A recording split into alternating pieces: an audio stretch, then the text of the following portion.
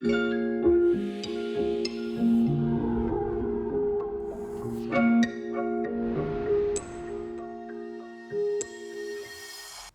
people, welcome to my channel. Here we are again, this time to make a inbox review of this guy. It just arrived today, I was waiting for this one.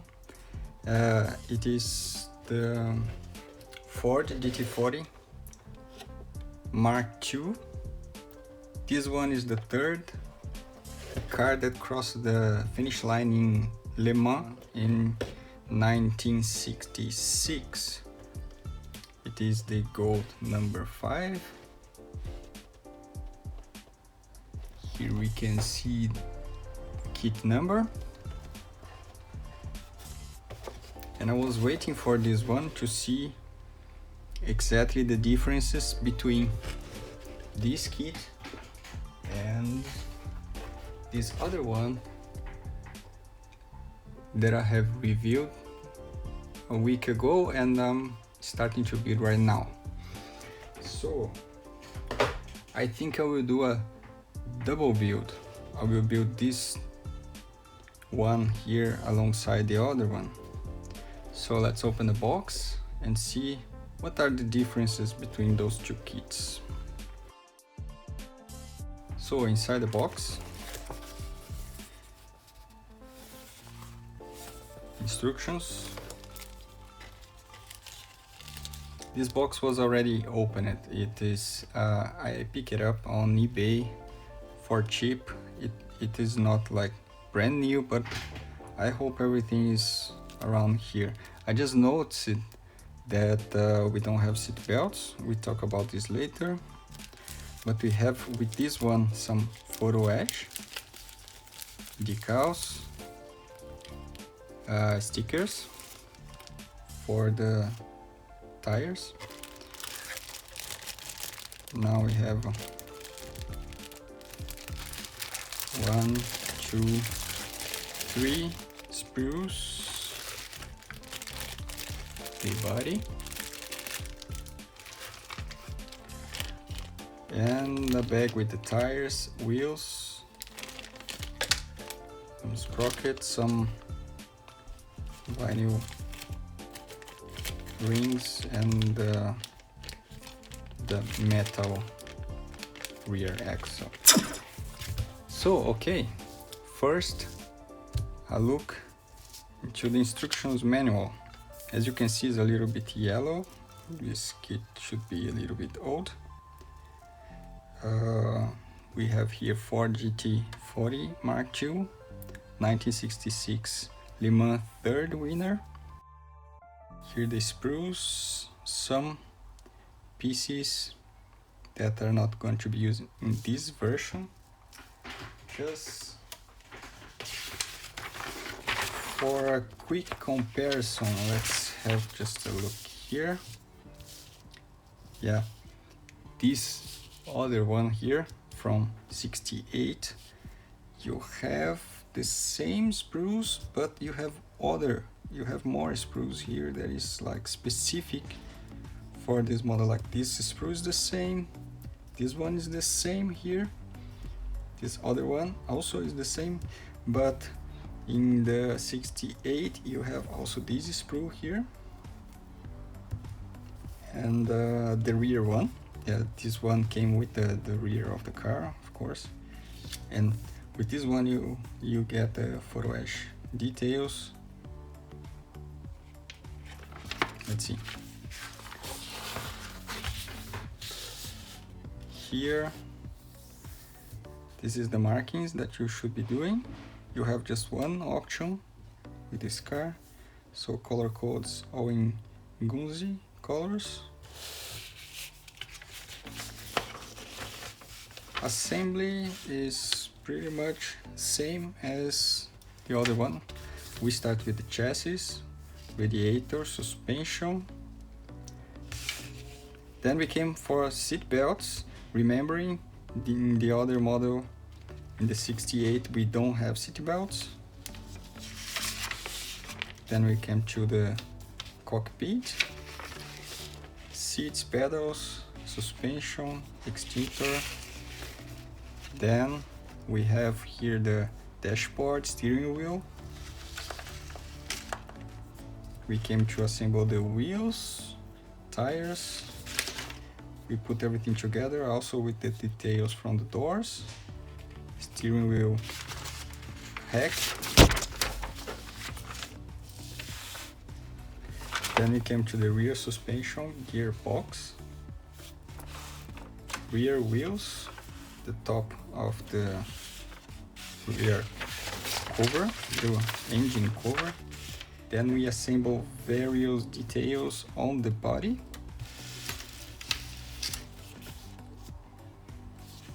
Some more details on the rear glass, and we put everything together and we are done. Seems to be a little bit more simple than the other one that I'm building right now. Starting with the body.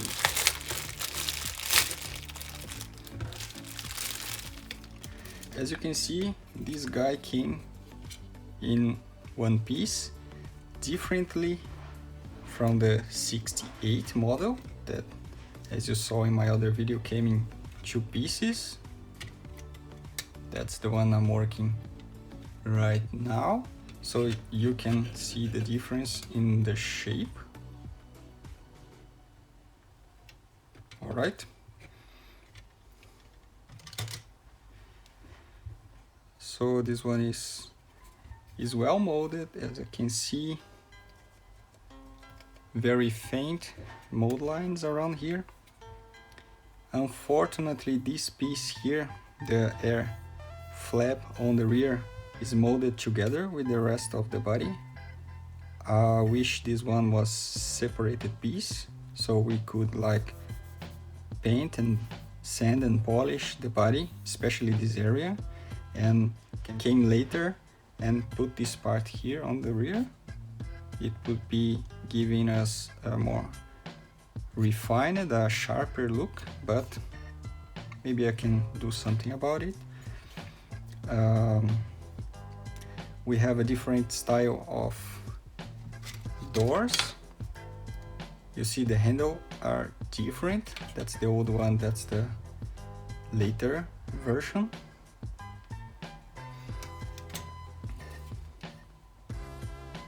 And we have the bubble here for the head of the driver.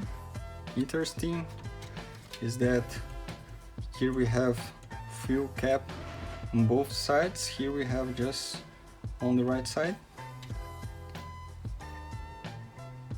What else?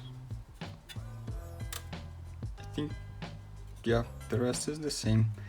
I just noticed here, pay attention, this might require some correction. You see the problem? Yeah, there are imperfections here, so a little bit of cleaning up, sanding. I can see a sink mark right there.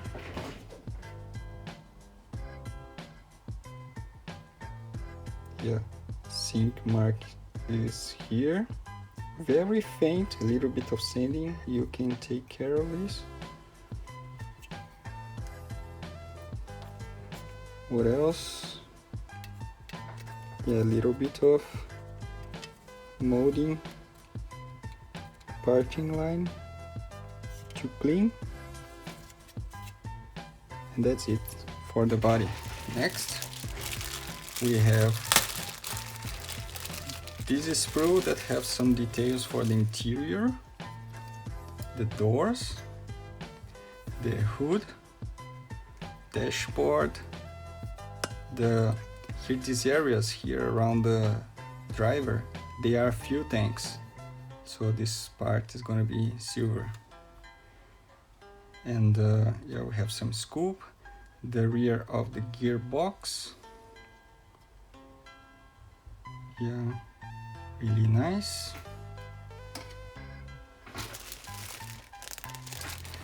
Clear parts, I will not take this one out, I don't want to scratch it, but they are just perfect.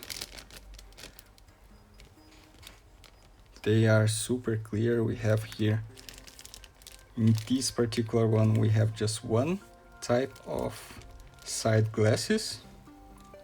In the 68 model, we have two types of side glasses.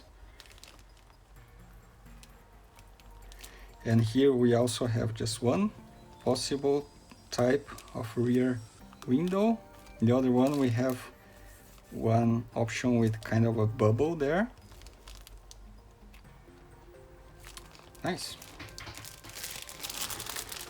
So, another screw. This one. We have the brakes, the base of the chassis, a little bit of sink marks around. You may want to fill them up.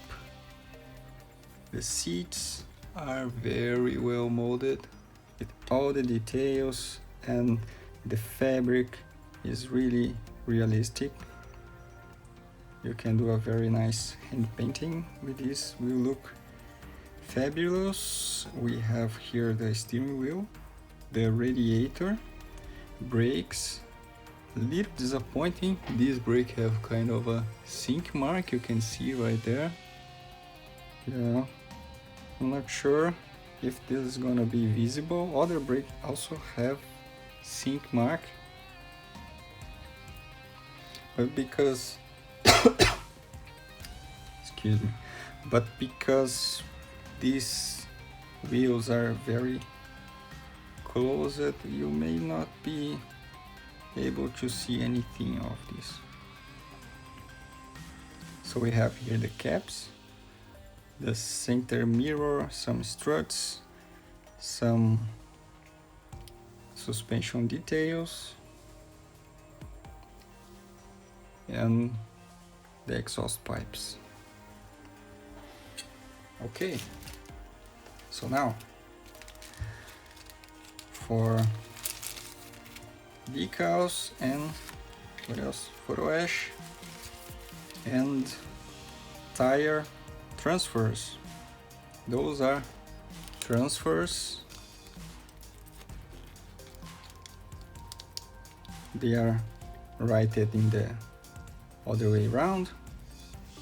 So this one you stick on top of the tires, you burnish down, and the letters hopefully is gonna go for the right place. Here we have the decal is a little bit old. I can see they are yellowed and curling a little bit. I hope that's not going to disintegrate in front of me when I try to apply them. And this color looks a little bit creamy, a little bit faded. I'm not sure if it's supposed to look like that.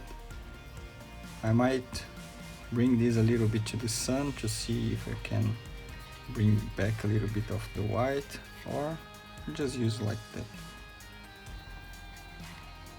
Yeah, not very nice, but hey, it is what it is. And here we have some photo ash with the mesh for the rear.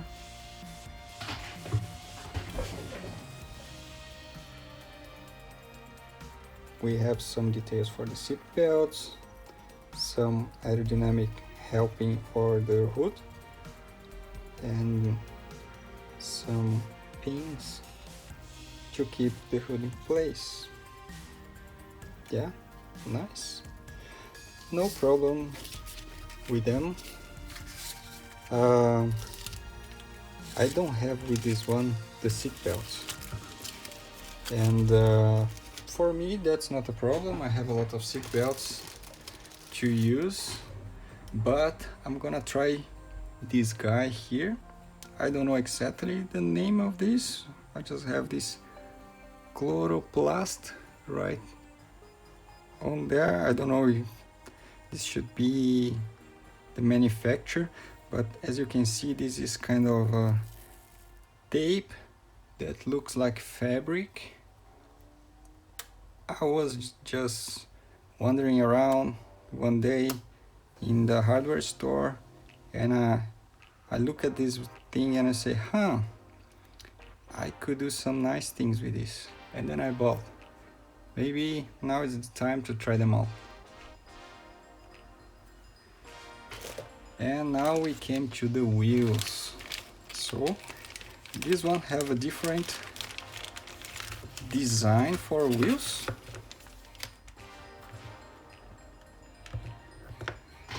I can bring for comparison the wheels for the 68 model, this one.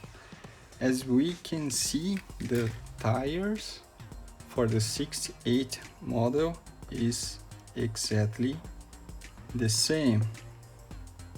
No surprises here. So we have the rears, and we have the front. Okay, so now I have done some research about these wheels, and those wheels, they was adopted by Carroll Shelby when he took over the project. Before, this car was using the wired wheels, and those wired wheels was running on 6.5 inches wide on the front and 8 inches wide on the back. And when Carroll Shelby took over the project, he wanted more power, of course, and more handling, and he put it 7.5 inches wide on the front, and he used 11 inches on the rear, if I'm right. So the rear one are thicker than the front, but we see in the pictures Fujimi have represented this one on the rear correctly for the car that raced it in 66, but this one on the front is wrong. This depth here is bigger in the front than the one on the back. So we can clearly see in the pictures that this one on the front should be shallower than it is now, if you want to go for a time correct car. But if you look the car as it is today, restored, they have slightly changed the size of the wheels. The rear wheels are 12 inches in the car that you can see today in the museums and so on Goodwood Festival. They put a very interesting wheel that is silver on the rim, green in the middle, and kind of anodized red on these sprockets. And they are deeper on the rear and a bit shallower than these on the front. So what I'm gonna try to do here is I'm gonna slice off one ring from the rear and the ring from the front and swap. Put the front on the rear and the rear on the front. They are the same diameter, so that might work. We shall see. We see that Fujimi have used exactly the same sizes of wheel for both ears because they wanted to use the same tires. That's understandable. But those ones here for the 68, this should be 12 inches and this should be 18 inches wide. And for the 69, they went to the crazy large 14 inches rear wheel that is way deeper. And this is the configuration they kept the car until today. So today you can see this one, the chassis P1075 with a mega deep rear wheel that are 14 inches. so I'm gonna have to do something about this. Of course, we have polycaps and the steel rod. Very nice.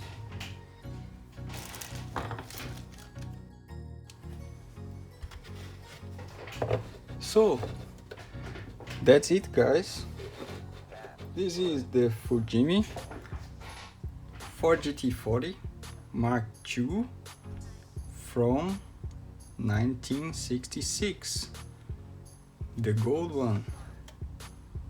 Yes, I'm gonna start this one right now, and I want to finish this one alongside the other, and I'll have assemble like a good team, a good piece of history here. And I hope this review helps you and makes some points clear about these models and give you some inspiration to go ahead and do the best job you can possibly do yourself, right? Enough of this. I hope this helps, I hope you like, and I see you next time. Bye bye.